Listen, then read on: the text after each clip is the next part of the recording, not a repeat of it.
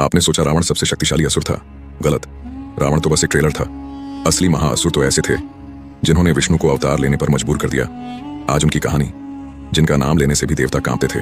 तैयार हो जाइए, क्योंकि आज हम उठा रहे हैं पुराणों के सबसे दुर्जय 10 महाअसुरों का काला चिट्ठा।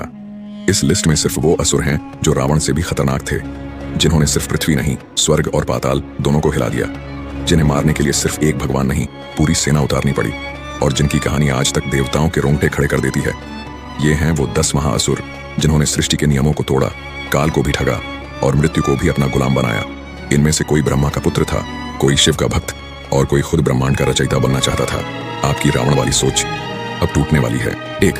महिषासुर, पुरुष शक्ति की सीमा लांघने वाला अभेद्य। इसकी सबसे बड़ी विशेषता थी अभेद्य पुरुष वरदान। महिषासुर को कोई भी पुरुष या पुरुष देवता नहीं मार सकता था। इंद्र से लेकर रावण तक सब निष्क्रिय। इस एक वरदान ने उसे तीनों लोगों का निर्विवाद सम्राट बना दिया। उसने स्वर्ग पर कब्जा किया और देवताओं को सड़कों पर ला दिया। रावण के प्रभाव से कहीं व्यापक। उसकी चुनौती इतनी बड़ी थी कि उसे पराजित करने के लिए सभी देवताओं को अपनी अपनी शक्तियां मिलाकर एक नई पूर्ण स्त्री शक्ति देवी दुर्गा को जन्म देना पड़ा, जो वरदान की हर शर्त को तोड़ती थी। यह महिषासुर की शक्ति का प्रमाण है। उसे हराने के लिए पूरी सृष्टि को एक होना पड़ा। 2. हिरण्यकशिपु, समय और स्थान को बांधने वाला असाध्य हिरण्यकशिपु, जिसके वरदान ने विज्ञान और आध्यात्मिकता दोनों को चुनौती दी। उसने चालाकी से ऐसा वर मांगा कि वह न दिन न रात, न अंदर न बाहर, न मनुष्य न पशु, न अस्त्र न शस्त्र, न धरती न आकाश में मरे। यह वरदान नहीं, अमरता की गारंटी थी। अहंकार में उसने घोषणा कर दी कि इस सृष्टि में केवल उसी की पूजा होगी। भगवान विष्णु के नाम पर प्रतिबंध लगा दिया। उसकी अभेद्यता को तोड़ने के लिए स्वयं विष्णु को नरसिंह, आधा मानव आधा शेर का रूप लेना पड़ा। यह अवतार उसके वरदान की हर शर्त को पूरा करता था, लेकिन किसी का उल्लंघन नहीं करता था। यह अवतार स्वयं सृष्टि के नियमों का पुनर्लेखन था। 3. अंधकासुर, रुद्रांश की शक्ति और रक्त का क्लोन बल। हमारा तीसरा महाअसुर है अंधकासुर। इसका जन्म स्वयं भगवान शिव के रुद्रांश से हुआ था, जिससे इसे मौलिक रूप से प्रचंड शक्ति मिली। लेकिन इसकी असली शक्ति थी इसका रक्त वरदान।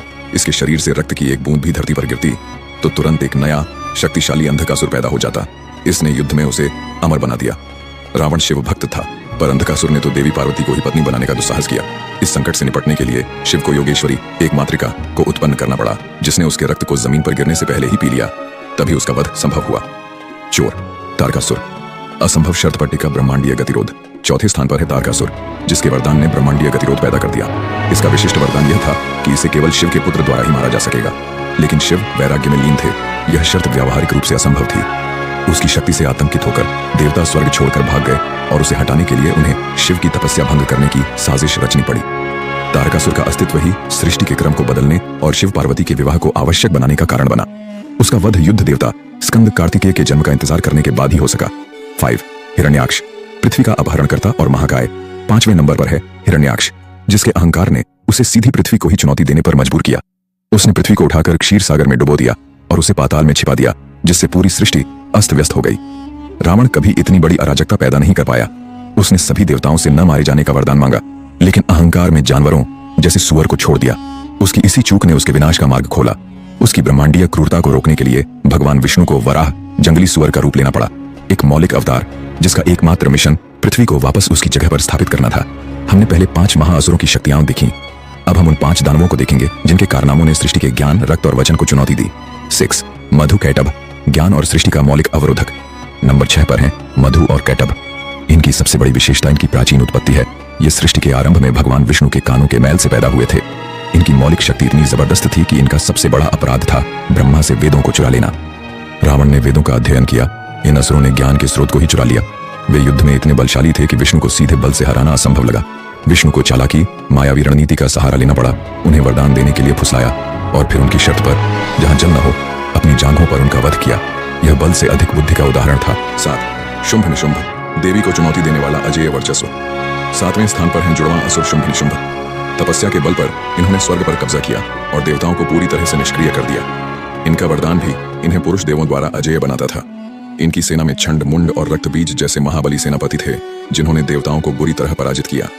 इनकी शक्ति ने पुरुष देवों को हार मानने पर मजबूर किया और उन्हें आदिशक्ति महादेवी का आह्वान करना पड़ा। इन्हें हराने के लिए देवी को न केवल काली को उत्पन्न करना पड़ा, बल्कि स्वयं अपने शरीर से सप्त मातृकाओं, ब्राह्मणी, वैष्णवी, माहेश्वरी आदि को प्रकट करना पड़ा। यह सामूहिक दैवीय शक्ति की आवश्यकता रावण के लिए कभी नहीं पड़ी। 8. रक्तबीज, जैविक वरदान और विनाशकारी क्लोनिंग शक्ति।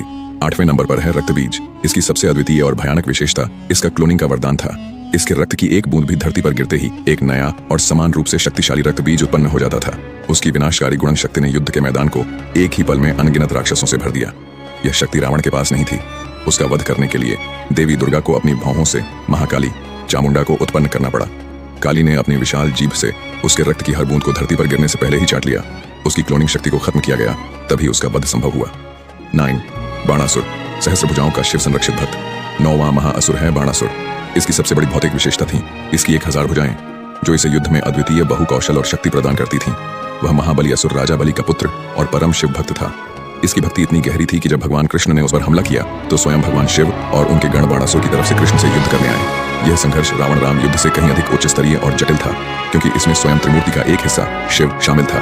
10 महाबली, बल, दानवीरता और वचनबद्ध अहंकार का, और अंत में 10वें नंबर पर है महाबली। उसने अपनी शक्ति और दानशीलता के बल पर तीनों लोकों पर विजय प्राप्त की और देवताओं को स्वर्ग से निकाल दिया। उसकी सत्ता का विस्तार रावण से कहीं अधिक था।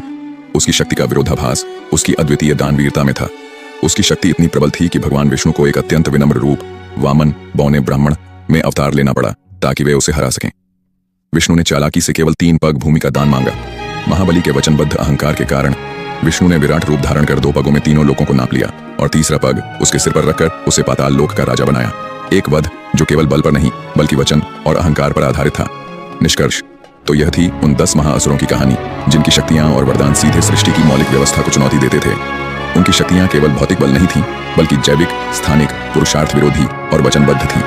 रावण एक महान योद्धा था, लेकिन इन असुरों को हराने के लिए स्वयं भगवान को अपने स्वरूप बदलने पड़े और ब्रह्मांडीय शक्तियों को एकजुट करना पड़ा। यही कारण है कि इन असुरों की शक्ति को रावण से श्रेष्ठ माना जाता है। आपको इन 10 महाअसुरों में से सबसे शक्तिशाली कौन लगा, हमें कमेंट्स में बताएं। इस वीडियो को लाइक करें और ऐसे ही रोमांचक पौराणिक तथ्यों के लिए हमारे चैनल को सब्सक्राइब करें।